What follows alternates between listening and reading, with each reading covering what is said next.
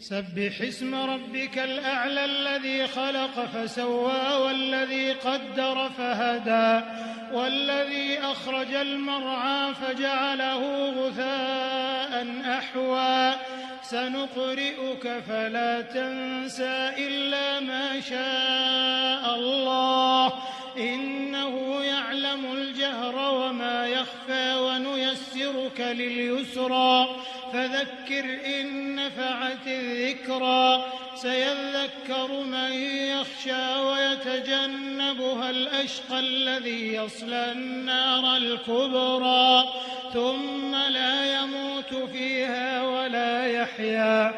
قد أفلح من